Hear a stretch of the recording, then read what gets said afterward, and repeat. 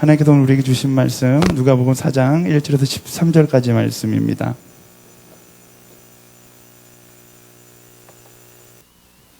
누가복음 4장 1절에서 13절까지 말씀. 근데 사실 제가 지금 제정신이 아니에요. 어저께 리더십 수련회가 마치고 짐을 다 싸서 집에 들어가니까 1시 반 정도 됐더라고요. 여러분들 리더십들은 알겠지만 어저께 밤에 제가 너무 뛰어서 지금 온몸이 멍든 것 같아요. 그래서 제가 좀 힘들어 하더라도 이해해 주셨으면 좋겠습니다. 네, 제가 한 절, 여러분이 한 절 한 절씩 읽을 때에 하나님의 은혜가 여러분들 삶 가운데 선포될 줄 믿습니다. 아멘. 아멘. 네, 그렇다면 우리 큰 목소리로 함께 교독하도록 하겠습니다. 예수께서는 성령으로 충만해 요단강에서 돌아오셨고 성령에 이끌려 광야로 나가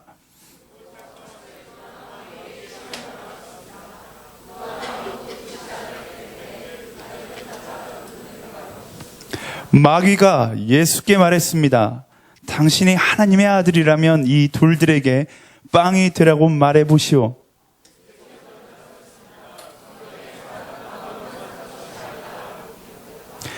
그러자 마귀는 예수를 높은 곳으로 이끌고 올라가 순식간에 세상 모든 나라를 보여주었습니다.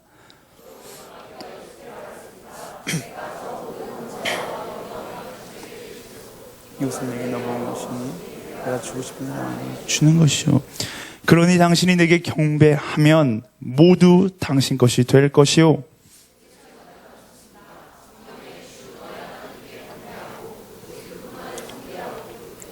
마귀는 예수를 예루살렘으로 이끌고 가더니 성전 꼭대기에 세우고 말했습니다. 당신이 하나님의 아들이라면 여기서 뛰어내려 보시오.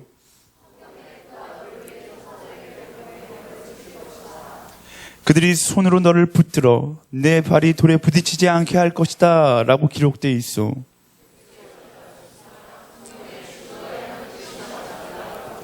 함께 읽겠습니다.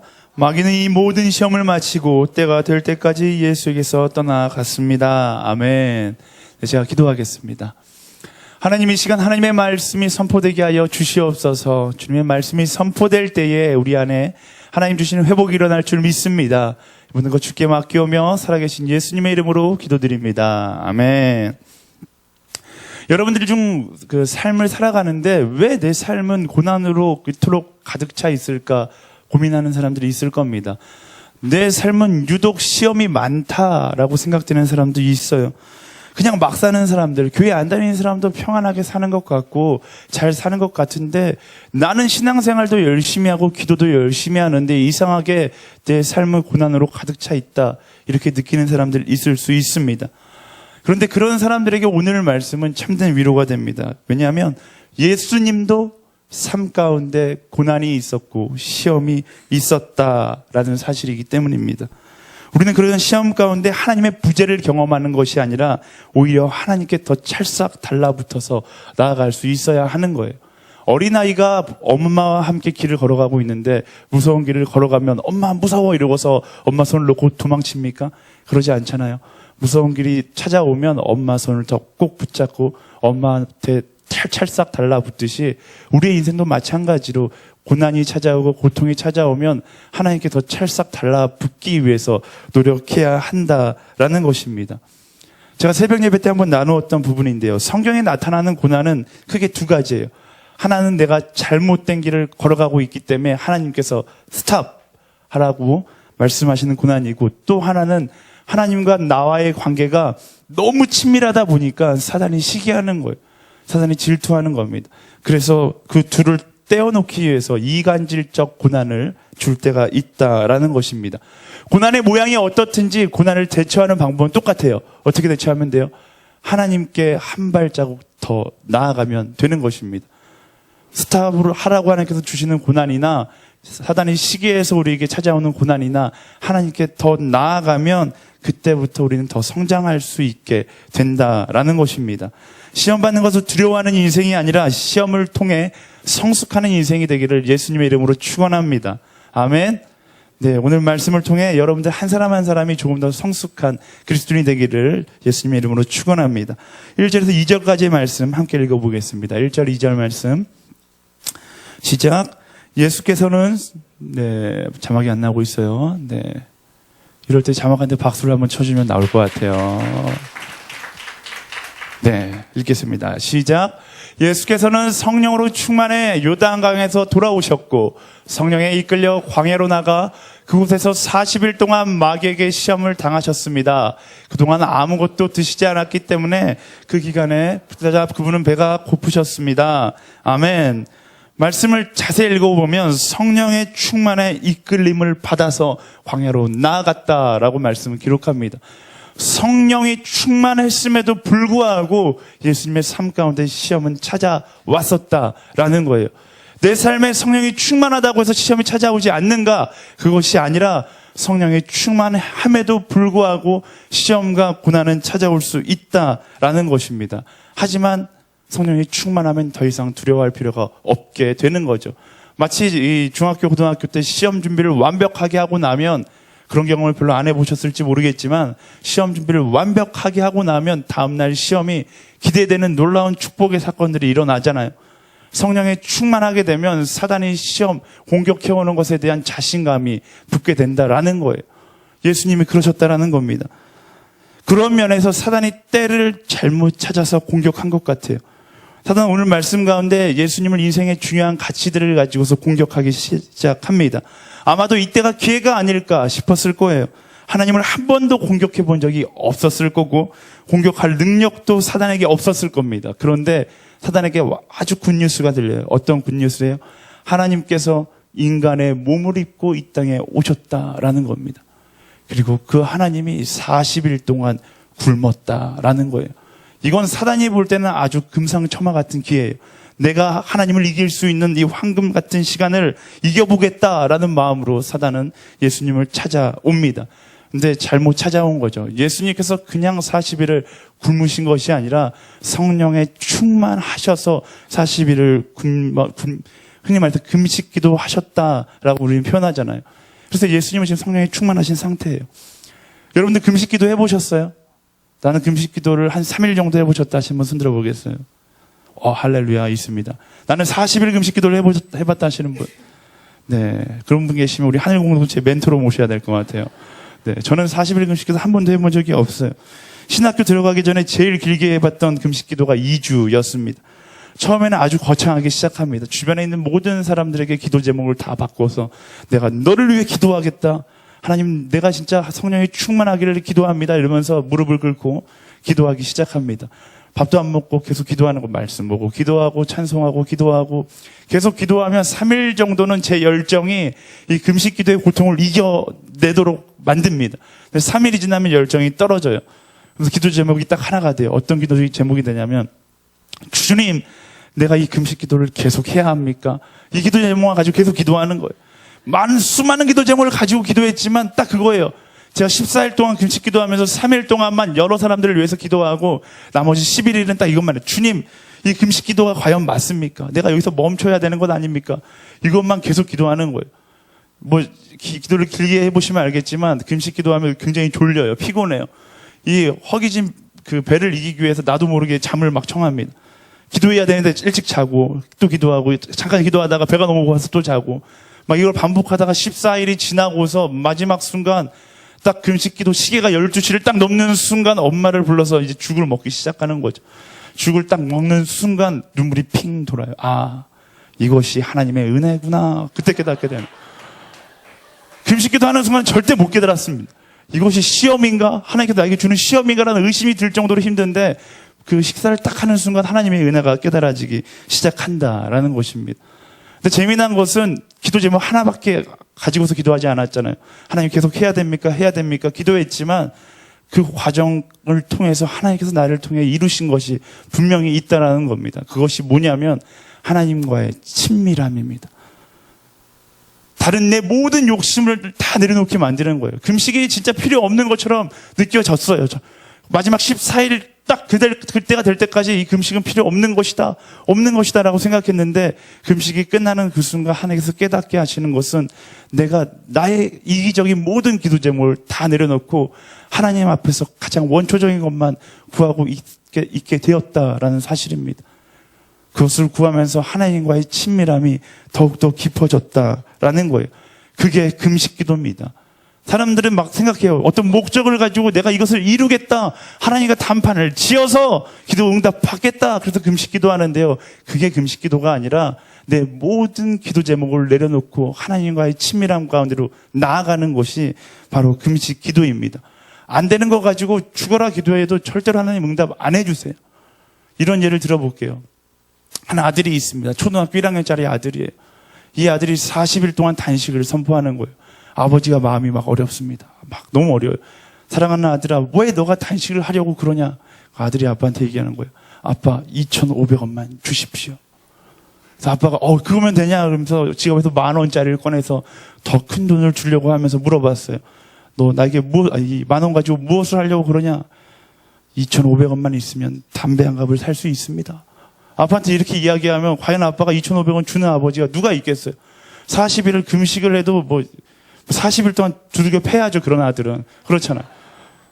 담배값을 줘요. 그런 아버지가 없다라는 거예요. 하나님 보시기에 이것이 옳지 않으면 하나님은 절대로 뜻을 굽히시지 않습니다. 나의 의견, 나의 생각으로 하나님을 설득하는 게 금식 기도가 아니라 하나님과의 친밀함 가운데로 나의 기도 제목을 내려놓고 나아가는 것이 금식 기도다라는 것입니다. 여러분들 가운데 하나님과의 친밀함을 잊어버린 사람들이 있다면 금식 기도 해보세요. 40일을 하는 것도 권장하지 않습니다. 40일 하는 거 굉장히 힘들어요. 3일이 되든 하루가 되든 금식 기도하면서 나아가면 하나님께서 내 삶 가운데 역사하시는 그 손길을 기대할 수 있게 된다라는 것입니다. 절대 헛된 것 가지고 기도하지 마세요. 한 사람만 있는 게 아니라 여러 사람이 힘들어지게 하는 거예요. 제가 처음 교회에서 사역하던 나이가 27살입니다. 지금 24기들. 제가 딱 그 나이 때 처음 교회 전도사로 사역을 나갔어요. 그때는 지금보다 굉장히 괜찮은 상태였던 것 같습니다. 몸무게도 한 20kg 정도 덜 나가고 교회에서 나름 청년들한테 인기 있었던 인기 전도사 중에 한 명이었어요. 지금 결혼한 유부남이지만 그때 나름 인기 있었어요. 믿지 못하겠다는 얼굴로 쳐다보지 마세요. 네. 근데 그 교회에서 오늘의 교회가 아니라 다른 교회인데 열심히 사역을 하고 있었는데 이 사역하는 과정에 눈에 띄는 한 자매가 있는 거예요. 근데 이 자매가 보면 볼수록 살이 점점 말라가는 겁니다. 근데 이 자매가 저를 쳐다보는 눈빛이 항상 이상했어요. 그래서 제가 집사님들한테 저 자매가 누군데 저렇게 살이 점점 빠져가지고 최성민 전사 그거 모르셨어요? 저 자매가 전도사님이랑 결혼하겠다고 40일 금식 기도를 하고 있어요. 여러분, 막 식은땀이 막 흐르기 시작했어요. 이게 어떻게 된 일이에요? 솔직하게, 지금 여러분들이 오늘의 교회 성도가 아니라서 이야기할 수 있지만 솔직하게 말해서 저는 걱정했어요. 진심으로 걱정해요. 저 자매가 정신이 나간 곳은 아니까 이런 걱정했는데 근데 그런 자매가 저랑 결혼하기 위해서 40일 금식 기도를 하고 있다는 거예요. 그분은 금식하면서 말라가고 저는 탄식하면서 피가 말라가고 이런 서로 말라가는 그런 입장이었습니다. 이 기도의 전쟁을 벌여야 되는 것인가? 저 자매는 40일 금식이면 나는 50일 금식 기도해서 대적해야 되는 것인가? 어쨌든 정말로 기도도 많이 하고 고민도 많이 했습니다. 근데 어느 날 이제 자매가 저를 찾아왔어요. 40일이 거의 다 되었을 때 저를 찾아와서 저한테 이야기하는 거, 전도사님 감사합니다. 제가 전도사님을 놓고서 기도했는데 하나님께서 소명을 주셔서 선교를 가야 할 것 같습니다. 이러고서 선교를 떠나가 버리더라고요. 할렐루야, 하나님의 이름을 찬양합니다. 네. 어쨌든 모든 기도의 본질은요, 사실 나를 위해서 기도하는 것이 아닙니다. 내 꿈을 위해서 기도하는 게 아니에요. 말씀에서 이야기하고 있잖아요. 기도는 어떻게 해요? 먼저 그 나라와 그 의를 구해야 하는 것입니다. 금식 기도도 중요하지만 그것보다 더 중요한 것은 나의 뜻을 내려놓고 하나님 나라와 하나님의 의를 구하는 것이 더 중요한 것입니다. 참된 기도는요, 하면 할수록 하나님과 친밀해지기 시작하고, 그래도 하면 할수록 시험에 넘어지지 않는 친밀한 관계가 되는 것이고, 하면 할수록 고난이 찾아와도 떨지 않게 되는 것이 바로 참된 기도이다라는 것입니다. 저는 하늘대학부 한 사람 한 사람이 이런 참된 기도하는 한 사람이 되기를 예수님의 이름으로 축원합니다. 아멘. 우리 옆 사람에게 축복하겠습니다. 당신이 진짜 기도하는 한 사람입니다. 이렇게 축복할까요? 네, 아멘. 예수님이 그런 상황이었어요. 이제 예수님은 하나님하고 너무 친밀해져서 아무리 사단이 공격해도 넘어지지 않는 그런 최절정의 순간에 있으셨다라는 겁니다. 운이 없는 우리 사단 아저씨께서는 이 순간을 잘못 타이밍을 잡고서 공격하기 시작하는 거예요. 3절에서 4절 말씀 함께 읽어보겠습니다. 3절 4절 시작. 마귀가 예수께 말했습니다. 당신이 하나님의 아들이라면 이 돌에게 빵이 되라고 말해 보시오. 예수께서 대답하셨습니다. 성경에 사람은 빵으로 사는 것이 아니다 라고 기록됐다. 아멘. 마귀는 아주 교묘하게 예수님을 유혹합니다. 이 큰 바위를 보고 저 바위를 빵으로 만들어봐라 이렇게 말씀하신 것도 아니고 작은 돌들을 향해서 저 돌들을 빵으로 만들어봐라 라고 이야기하는 것입니다. 그럼 편하게 먹을 수 있지 않겠는가? 40일 금식 기도한 사람에게는 나름 유혹다운 유혹이었어요. 쉽게 말하면 먹고 사는 거 문제가 뭐냐? 너 능력 있으니까 그냥 그걸로 빵 만들어서 먹어봐. 이렇게 사단이 이야기한 거예요. 하지만 예수님께서 그렇게 하시지 않았습니다. 예수님께서 그렇게 못하셔서 안 하셨을까요? 오병이어의 기적도 만드셨어요. 아무것도 없는데 빵 5,000개 이상을 만드셨던 예수님이 그깟 돌멩이 빵으로 못 만드셨겠어요? 근데 예수님은 하시지 않았다라는 것입니다. 우린 예수님의 이 태도에서 영적인 교훈을 찾아봐야 합니다. 예수님은 그 어떠한 것도 그것이 아무리 작은 것이라 할지라도 그것이 유혹이라면, 다시 말해서 죄의 모양이라면 하지 않으셨다라는 것입니다. 모든 죄는 작은 틈을 통해서 들어오게 되어 있어요. 내가 아무리 모든 것을 철벽방어하고 이것 정도는 괜찮겠지 그렇게 내어놓는 그 순간 바로 그 구멍을 통해서 들어오게 되어 있다라는 것입니다. 이 말씀을 준비하면서 우리 31기 대학생들, 이제 입학하는 학생들이 생각났어요. 작은 것들부터 신앙의 양심을 지킬 수 있어야 한다라는 것입니다. 명백히 여러분의 인생 이제 대학교 입학하면 30기들 29기들 다 경험했겠지만 내 삶 가운데 아주 조그만 유혹들이 찾아오기 시작합니다. 술 마셔라, 담배 펴라, 밤문화 즐겨라, 이런 유혹들이 찾아오기 시작합니다. 술 한 잔 어때 이런 마음 가지고 술 한 잔 마시기 시작하면 한 잔이 한 병이 되고 한 병에 내 인생이 젖어서 그냥 흥청망청 살아가게 된다라는 것입니다. 사단은 끊임없이 물음표를 던져. 그거 어때? 괜찮아. 한번 해봐. 라고 이야기하지만 사단의 그 물음표, 사단의 그 권유에 한번 넘어가기 시작하면 내 인생은 끝없이 중독의 인생을 살아갈 수밖에 없다라는 것입니다. 그래서 우리는 우리의 인생을 철벽 방어해야 돼요. 여러분들도 마찬가지예요. 31기뿐만 아니라 이제 직장에 나아갈 준비를 하고 있는 사람들, 이제 대학교 2학년, 3학년이 되는 모든 사람들, 이제 내 인생의 철벽 방어를 해야 할 때입니다. 작은 구멍이라도 내어주는 것은 옳지 않아요. 사단은 워낙 좋은 드릴을 갖고 있다라고 상상해 보세요. 사단은 조그만 구멍만 있으면 엄청 잘 뚫어대요. 이만한 구멍을 가지고 엄청나게 큰 구멍을 만들 수 있는 것이 사단입니다. 하지만 믿음의 방패를 가지고 나의 모든 것들을 다 철벽 방어로 나아간다라면 사단은 절대 우리 인생 가운데 들어올 수 없다라는 것입니다. 사랑하는 여러분, 여러분의 인생을 견고한 요새와 같이 믿음으로 방어할 수 있는 한 사람 한 사람이 되기를 축원합니다. 수많은 그리스도인들이 넘어졌어요. 나는 아니다. 나는 안 그래. 나는 한 잔에 멈출 수 있어. 이런 얘기하는 거죠. 나는 잠깐 쾌락 빠졌다가 금방 헤어나올 수 있어. 이렇게 이야기하는 수많은 교만한 그리스도인들이 다 무너져 내렸어요. 교만하지 마십시오. 내가 세상에서 제일 연약한 존재다라고 고백하고 겸손한 마음으로 세상 가운데 끊임없이 방어해 나아갈 수 있는 여러분들이 되기를 예수님의 이름으로 축원합니다. 젊을 때 방어하려고 드는 사람들이 있어요. 어르신들 말에 이렇게 젊어서 고생은 사서도 한다. 이 말을 잘못 해석해서 한 번쯤 방황해 보는 게 좋다. 이렇게 생각하는 사람들이 있습니다. 아니에요. 하나님께서 원하시는 사람은 순결한 한 사람입니다. 사도 바울 한 번쯤 방황했다가 죽어라 고생한 거, 여러분 사도 바울처럼 살라고 얘기하면 누가 사도 바울처럼 살고 싶어요? 아니잖아요. 방황하는 인생이 행복하는 것이 아니라 다니엘처럼, 사무엘처럼 어려서부터 순결한 인생을 지니고 살아가는 사람, 바로 그 사람을 하나님께서 들어 사용하신다는 것을 기억하십시오. 여러분 순결함을 지킬 수 있는 한 사람 한 사람이 되기를 축원합니다. 우리 옆 사람이 축복하겠습니다. 너 순결함을 지켜라, 이렇게 명령할게요. 떳떳하게 이럴 때 반말해 보는 거예요. 너 순결함을 지켜라. 네, 이렇게 이야기하세요. 네. 아멘. 순결함으로 하나님과 하루하루 동행하는 여러분 되기를 축원합니다. 이어서 5절에서 7절까지의 말씀 함께 보겠습니다. 5절에서 7절 시작. 그러자 마귀는 예수를 높은 곳으로 이끌고 올라가 순식간에 세상 모든 나라를 보여주었습니다. 그러고는 마귀가 예수께 말했습니다. 내가 저 모든 권세와 그 영광을 당신에게 주겠소. 이것은 내게 넘어온 것이니 내가 주고 싶은 사람에게 주는 것이요. 그러니 당신이 내게 경배하면 모두 당신 것이 될 것이요. 아멘. 예수님은 마귀를 따라서 높은 곳으로 올라가셨습니다. 저는 이 말씀 묵상하면서 왜 예수님이 마귀를 따라가셨을까라는 생각이 들더라고요. 그 이유는 잘 모르겠어요. 근데 이 말씀을 묵상하면서 우리가 얻을 수 있는 것은 예수님은 상황을 가리지 않으셨다라는 것입니다. 저는 이런 신앙의 담대함이 우리 안에 있었으면 좋겠어요. 상황을 가리지 않고, 야, 공격해버리면 공격해봐라. 어떤 상황에서든지 만반의 준비를 하고서 사단을 가소롭게 볼 수 있는, 사단의 시험 따위는 내가 이길 수 있다. 이런 신앙의 담대함을 가질 수 있는 내가 되었으면 좋겠다라는 생각이 들더라고요. 원래 능력 없는 사람이 상황 많이 따지잖아요. 우리 참된 신앙을 가지고 상황을 따지지 않는 그리스도인이 되기를 축원합니다. 마귀는 예수님에게 세상의 모든 나라를 보여줍니다. 그리고 시덥지 않은 말을 하는 거죠. 하나님을 예배하는 것이 아니라 너가 나를 예배하면 이 모든 것을 주겠다라고 예수님에게 구라를 치고 있는 거예요.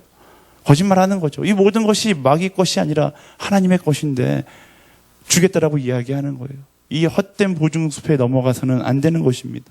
이 잘못된 거짓을 가지고 오늘날 너무나 많은 사람들을 유혹하고 있습니다. 그 권세를, 내가 이 권세를 가지고 있다. 내가 이 세상의 모든 권력을 가지고 있는데 너가 나를 숭배하면 이 권력을 너에게 주겠다. 사단은 끊임없이 유혹합니다.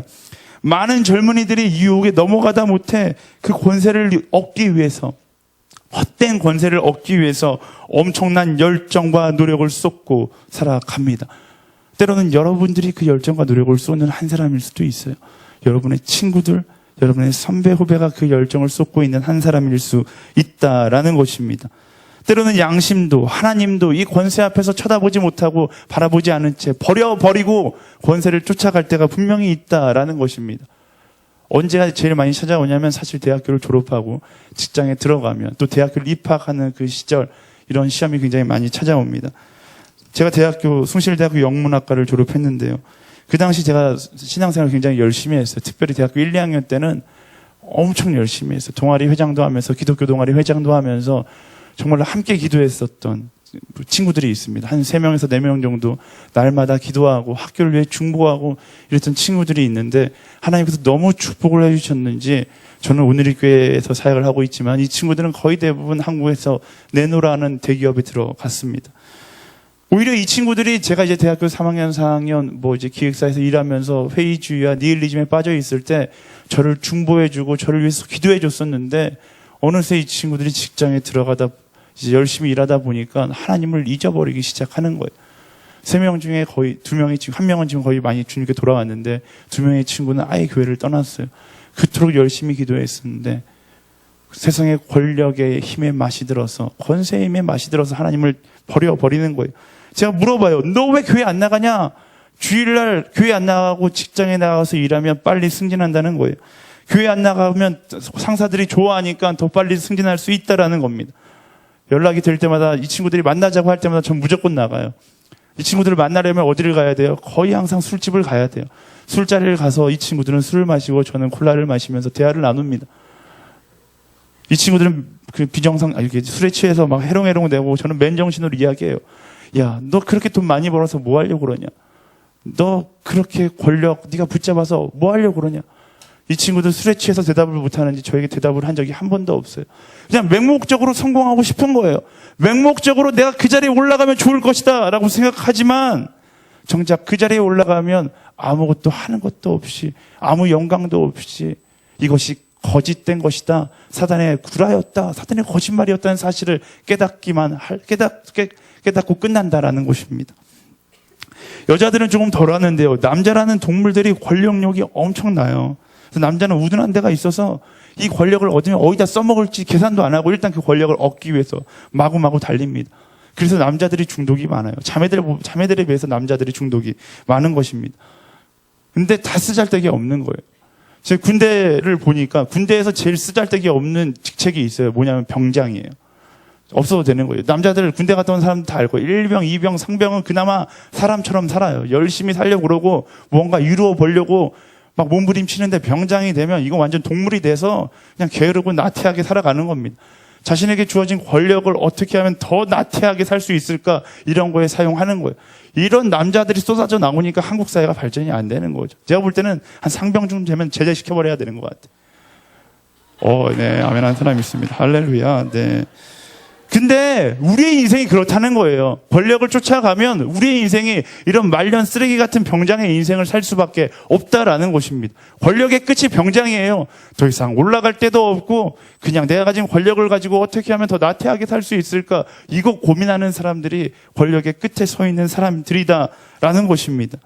사랑하는 여러분, 이런 말년 병장 같은, 이런 동물 같은 인생, 이런 인생 살고 싶습니까? 그렇게 살게 되지 않기를 축원합니다. 시간이 지나면 목표도 없고 열정도 없고 시간만 흘러가기 바라는 그런 인생, 언제 죽을까 이것만 고민하는 그런 뜻없는 인생을 살아가는 것이 아니라 하나님께서 선택받아서 하나님께서 원하시는 인생, 그런 인생을 살아가야지 않겠습니까? 우리 예수님께서 그 말씀을 하고 계시는 거예요. 8절 말씀에 그 말씀을 하는데, 동물적 쾌락을 누리기 위해서 내가 사람 되기를 포기하지 말라는 거예요. 동물적 쾌락을 누리는 것이 인간의 창조된 목적이 아니다라는 겁니다. 8절 말씀에 창조된 목적에 대해서 하나님께서 말씀하고 계세요. 함께 읽어보겠습니다. 8절 말씀 시작. 예수께서 대답하셨습니다. 성경에 주 너의 하나님께 경배하고 오직 그분만을 섬기라고 기록됐다. 한 번 더 읽을게요. 한 번 더 읽을 때 여러분 영혼에 선포하는 말씀이 되기를 축원합니다. 시작. 예수께서 대답하셨습니다. 성경에 주 너의 하나님께 경배하고 오직 그분만을 섬기라고 기록됐다. 아멘. 사람이 얻을 수 있는 최고의 직급, 최고의 명예 뭐냐? 바로 말씀에서 기록하고 있는 거예요. 하나님을 경배하고 그분만을 섬기는 것이다 라는 것입니다. 왜요? 이것이 하나님께서 우리를 창조하신 이유이기 때문입니다. 닭은 닭처럼 살고 개는 개처럼 살고 인간은 인간답게 살아야 되는데, 인간답게 사는 게 무엇이냐? 바로 하나님을 경배하고 그분을 섬기며 살아가는 것이 인간답게 사는 것이다 라는 것입니다. 예수님께서 좀 더 멋있게 말씀해 주셨으면 좋을 것 같아요. 그냥 이 말씀하면서 하나님을 경배하고 하나님을 섬기면 너가 부유해질지어다 뭐 이렇게 말씀 선포하셨으면 좋겠는데, 하나님은 추가 설명을 하지 않습니다. 왜요? 인간은 창조될 때부터 무언가를 갖지 못하게 되어 있는 거예요. 어떤 권력의 욕심을 갖지 못하게 되어 있고 재물에 대한 욕심을 갖지 못하게 되어 있는 것입니다. 욕심은 어디서부터 오는 거예요? 죄를 짓고자 하는 인간의 본능에서부터 시작된다라는 것입니다. 권력이라는 거 얻기 위해서 세상과 타협해야 되는 순간들 너무나 많이 있잖아요. 세상의 권력을 가지고 우리를 흔드는 사단, 더 높은 권력을 얻기 위해 우리는 엄청난 신앙의 갈등을 경험해야 합니다. 갈등이 없으시면 잘못된 거예요. 우리는 그 신앙의 갈등 가운데 기도하고 그 갈등 가운데 올바른 것을 선택할 수 있어야 한다라는 것입니다. 대학교 들어가 보면요, 30일기들, 지금 대학교 다니시고 계시는 분들도 똑같아요. 좋은 학점을 받기 위해서 엄청나게 컨닝하고 싸움합니다. 모든 사람이 다 컨닝해요. 제가 캠퍼스 들어가서 너무 충격적이었던 건 모든 사람이 다 컨닝한다는 거예요. 반에 50명이 수업을 듣고 있으면, 50명 수업 듣는 수업 없죠 요즘엔. 한 30명이 수업을 듣고 있으면 한 28명 정도는 다 컨닝하는 거예요. 왜? 옆 사람이 컨닝하니까 나도 컨닝하는 거예요. 제가 대학교 다닐 때는 좀 컨닝이 덜했어요. 왜냐하면 절대평가, 그냥 다 열심히 하면 다 A뿔 주는 그런 행복한 시절에 제가 대학을 다녔는데, 요즘은 안 그러더라고요. A뿔은 몇 명 못 받고 나머지는 B, C. 제 와이프가 대학에서 강의를 하는데 보니까 C부터는 마음대로 줄 수 있더라고요.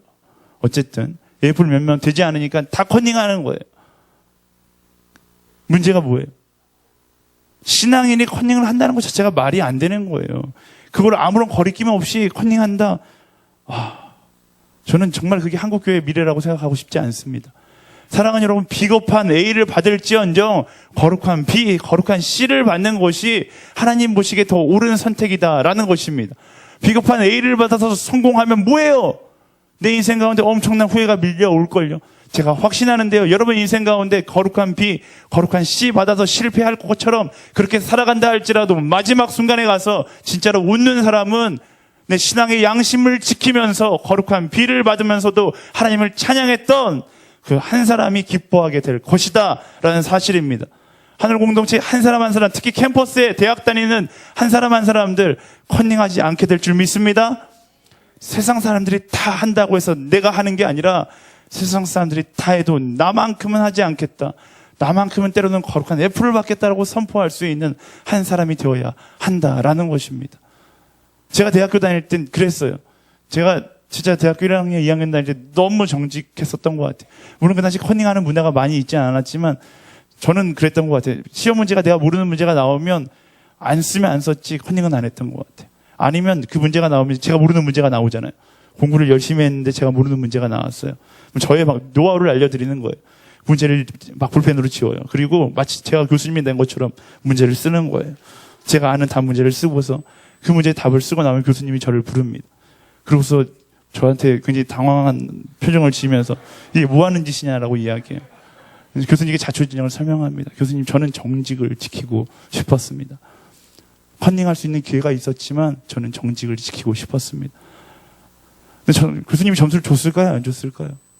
네, 안 줬어요. 네.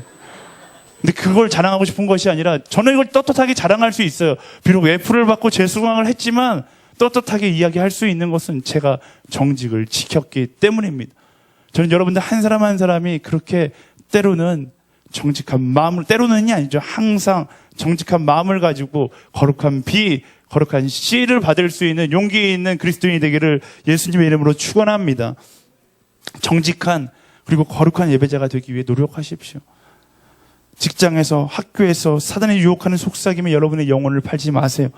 때로는 나의 영혼을 팔지 않으면 뒤처지는 것처럼 느껴질 수 있습니다. 느끼는 게 아니라 뒤처지는 거죠. 뒤처지면 뭐 어떻습니까? 이 세상의 끝에 가서 누가 더 높은 자리에 있는가를 판단받는 것이 아니라 마지막 날에 가서는 누가 더 정직했는가를 하나님께서 바라보신다라는 것입니다. 솔직하게 비겁한 예의의 인생을 사는 것보다 정직한 F의 인생을 사는 것이 하나님 보시기에 더 아름다운 것입니다. 내 인생의 참된 기쁨은 권력에서 나오는 것이 아니라 하나님과 동행하면서 나오는 거예요. A 받는다고 해서 내 안에 주어지는 기쁨 다 헛된 것이에요. 하나님과 동행함으로 얻는 기쁨이 가장 큰 기쁨입니다. 때로는 F를 받으면서도 배시시 웃으면서 바보처럼 살아갈 수 있는 그런 그리스도인이 되기를 예수님의 이름으로 축원합니다. 9절에서 11절까지 말씀 함께 읽어보겠습니다. 9절에서 11절까지 말씀 시작. 마귀는 예수를 예루살렘으로 이끌고 가더니 성전 꼭대기에 세우고 말했습니다. 당신이 하나님의 아들이라면 여기서 뛰어내려 보시오. 성경에 그가 너를 위해 천사들에게 명령해 너를 지킬 것이다. 그들이 손으로 너를 붙들어 내 발이 돌에 부딪히지 않게 할 것이다 라고 기록되어 있어. 아멘. 광야에서도 예수님을 시험했는데 먹히지 않았어요. 산에서도 예수님을 시험했는데 먹히지 않았어요. 그래서 사단이 전략을 바꿉니다. 어디로 가요? 사람들이 가장 많은 예루살렘, 그것도 제일 많이 모여있는 예루살렘 성전 꼭대기에 가서 예수님을 시험하기 시작한다라는 것입니다. 참 아이러니하게 사단이 성경 말씀을 인용하면서 예수님을 유혹하기 시작합니다. 오늘 말씀 중에 이제 9절 10절 말씀, 당신이 하나님의 아들이라면 여기서 뛰어내려 보시오. 그가 너를 위해 천사들에게 명령해 너를 지킬 것이다. 이 말씀은 시편 91편 11절 12절 말씀에 기록되어 있는 말씀입니다. 사실 이 말씀이 이런 뜻으로 쓰인 게 아니라 의로운 길을 걸어가는 사람을 하나님께서 보호해 주실 것이다. 이런 의미에서 쓰인 건데 사단은 자기 마음대로 해석하는 거예요. 여러분들 말씀 묵상할 때 이런 실수 범하지 않게 되기를 축원합니다. 이런 실수 굉장히 많이 범하는, 저한테 절 가지고서 뭐 이렇게 물어보지 마세요. 저도 몰라요. 그 말씀 절만 이게 무슨 뜻이에요? 갖고 오면 제가 어떻게 알겠습니까? 말씀을 묵상할 때는 최소 장으로 묵상하고 조금 더 지혜로우면 권으로 묵상할 수 있는 지혜가 여러분들에게 있기를 축원합니다. 좀 보수적인 교수님들은, 보수적인 목사님들은 성경 말씀 한 장 한 장 이렇게 읽지 못, 찔끔찔끔 못 읽게요. 어떻게 읽냐면 한 권씩 마태복음을 읽을 거면 앉아서 마태복음 1장부터 쫙 읽고 로마서 읽으면 1장부터 쫙 읽고 그리고 일어나라고 이야기합니다. 물론 제가 여러분들에게 그걸 강요하고 싶지는 않습니다. 하지만 그런 마음을 가지고 있어야 돼요. 나무만 바라보면 내 생각에 말씀을 껴맞추게 되어 있어요. 그건 올바른 묵상법이 아닙니다. 말씀 가운데 나의 삶이 들어가야지 내 삶 가운데 말씀을 껴맞춰서는 안 되는 거예요. 제가 리더십 수련회에서 영화 설교했는데 영화 설교도 굉장히 재미있게 보신 분들 많잖아요. 근데 제가 영화 설교하는 걸 즐거워하지 않습니다. 여러분들이 너무 좋으니까 영화 설교를 한 건데, 영화 설교가 굉장히 위험한 게 뭐냐면 영화 가운데 그 말씀을 맞춰야 되는 거예요. 여러분들 영화 보면서 그런 생각 안 했죠? 전혀 안 했죠? 리더십들, 제가 이프온이 영화를 보면서 설교를 했어요. 영화 가운데 말씀을 맞춰야 되니까 때로는 위험한 해석이 나갈 수 있는 거예요. 올바른 성경 묵상법은 아닙니다. 여러분이 인생 가운데 묵상할 때 절대로 나의 생각에 말씀을 껴맞추는 것이 아니라 말씀에 나의 인생을 맞춰 나갈 수 있는 여러분들이 되었으면 좋겠습니다. 자, 상상해 보세요. 이제 사단이 예수님께 제의한 건 뭐예요? 예루살렘 성전에서 예수님이 탁 탁 뛰어내리면 하늘에서 천사가 큰 날개를 쫙 펼쳐들고 내려가서 예수님을 탁 구하는 거예요. 지금 마치 영화에 나오는 한 장면. 이 장면을 수많은 사람들, 예루살렘에 모이는 수많은 사람들이 그 장면을 보는 거예요. 와, 멋있지 않습니까? 사단이 그렇게 유혹하는 거예요. 너가 여기서 뛰어내리면 그렇게 구할 거야. 근데 이 말씀을 묵상하면서 제 안에 들었던 것은 그렇게 해봐라고 이야기하는 것이 아니라 설마 그렇게 하시겠냐라고 이야기하는 비아냥거리는 사단의 속삭임이었습니다. 하나님이 진짜 너를 도와주실까? 너가 여기서 뛰어내리면 진짜 천사가 짠 나타날까? 이렇게 하나님의 성품에 대해서 의심하게 만드는 거예요. 이런 사단의 시험은 우리 인생 가운데도 많이 찾아옵니다. 사단은 우리 가운데 찾아와서 계속 이야기하는 거예요. 과연 하나님께서 너를 도와주실까? 상처 속에 빠져 지내는 사람에게 질문합니다. 과연 하나님이 너를 사랑한다고 생각하니? 여러분들 가운데 마음이 어려운 사람들이 있을 거예요. 사단이 그 순간 찾아가서 이야기하는 거예요. 하나님께서 과연 너를 지켜주실 거라고 생각하니? 그런 순간조차 믿음으로 이겨나갈 수 있는 사람이 되어야 한다라는 것입니다. 저보고 성경에서 가장 멋진 영화 같은 장면을 뽑으라고 그러면 저는 다니엘서 3장에 다니엘의 세 친구 불구덩이, 우리말 성경에 보면 불구덩이라고 표현하더라고요. 불구덩이 앞에서 고백했던 그 장면이라고 생각합니다. 똑같아요. 오늘 예수님에게 시험을 했었던 것처럼 똑같이 느부갓네살 왕이 그 다니엘의 세 친구에게 똑같이 비아냥거리기 시작합니다. 내가 너희를 당장 활활 타오르는 불구덩이로 던질 것이다. 그러면 너희를 내 손에서 구해낼 신이 있다고 생각하냐? 너희는 죽은 목숨이야. 내 신에게 절해라. 내가 믿는 신에게 절해라 라고 이야기하는 거예요. 그 느부갓네살 왕의 비아냥 앞에 다니엘의 세 친구는 뭐라고 고백합니까? 다니엘 3장 17절 18절 말씀 함께 읽어보겠습니다. 이 고백이 여러분들의 고백이 되었으면 좋겠어요. 정말로 크게 선포하면서 함께 읽었으면 좋겠습니다. 시작. 만약 우리가 절하지 않을 경우 우리가 섬기는 하나님께서 우리를 활활 타는 불구덩이 속에서 구해 주실 것입니다. 그분이 우리를 왕의 손에서 구해내실 것입니다. 왕이여, 그러나 그렇지 않을지라도 우리가 왕의 신들을 섬기거나 왕이 세우신 금신상에 전하지 않을 줄 아십시오. 아멘. 아멘. 뭐라고 고백해요? 하나님께서 우리를 구원하실 것입니다. 근데 그 말보다 더 멋진 말이 18절 말씀에 나와요. 말씀 그대로 띄워주세요. 그렇지 않을지라도, 하나님께서 나를 구하지 않을지라도, 여러분들이 자주 찬양하는 그리 아니하실지라도, 잘 아시죠? 고3 수험생 그 기도회, 어머니 기도회 할 때 절대 불러서는 안 되는 찬양이 이 찬양이에요. 그리 아니하실지라도 절대 안 돼요. 근데 그걸 넘어가는 신앙의 성숙함이 있어야 된다는 겁니다. 하나님이 심지어 나를 바라보고 있지 않을지라도 나는 하나님을 포기하지 않겠습니다. 나는 하나님을 배신하지 않겠습니다. 정말 멋지지 않습니까? 여러분 이런 마음, 이런 고백하실 수 있어요. 여러분 신앙에 물어보세요. 여러분 스스로에게 물어보세요. 이렇게 고백할 수 있어요. 내가 대학에 떨어질지라도, 내가 회사에 떨어질지라도, 내가 사랑하는 남자친구에게 헤어짐을 통보받을지라도 내가 하나님을 사랑하겠습니다 라고 고백할 수 있습니까? 그렇게 고백할 수 있는 참된 신앙인이 되어야 한다라는 것입니다. 그게 언제 가능해요? 우리가 말씀 처음에 이야기했던 것처럼 예수님처럼 하나님과 친밀해지면 가능해진다라는 것입니다. 여러분의 의지로는 절대로 불가능해요. 하지만 하나님과 친밀해지기 시작하면 그때부터 가능해지기 시작한다라는 것입니다. 저는 하늘대학부 한 사람 한 사람이 이렇게 멋진 고백했으면 좋겠어요. 이 고백을 누가 한 고백이에요? 수많은 믿음의 선진들, 수많은 순교자들이 이 고백을 하면서 죽어갔어요. 제가 맨날 순교하자고 이야기하니까 하늘대학부 굉장히 부담스러울 수 있는데, 네, 순교자의 영성을 가지고 살아가야 됩니다. 하나님께서 이 자리에서 내 목을 잘라낸다 할지라도, 좀 거칠게 말하는 건가요? 하나님께서 이 자리에서 나를 활활 불에 타 죽게 한다 할지라도, 하나님께서 이 자리에서 내 생명을 가져간다 할지라도, 그리 아니하실지라도 나는 하나님을 사랑하겠습니다. 그리 아니하실지라도 나는 복음을 선포하겠습니다. 그리 아니하실지라도 나는 예수 그리스도를 선포하겠습니다. 그렇게 말할 수 있는 참된 신앙인이 되어야 하지 않겠습니까? 제가 어저께 리더십 수련회 마지막에 설교했었던 이야기인데요. 제가 리더십 수련하면서 깜짝 놀랐어요. 뒤에서 PD를 보면서 이렇게 많은 대학부의 리더들이 있는지 몰랐어요. 이렇게 많은 순장들이 있는지 몰랐어요. 그리고 하나님께 기도했어요. 하나님, 이렇게 많은 대학부 리더들이 있는데, 이렇게 많은 대학부 순장들이 있는데 왜 캠퍼스는 변하지 않습니까? 이렇게 많은 리더들이 있는데 왜 열방이 변하지 않습니까?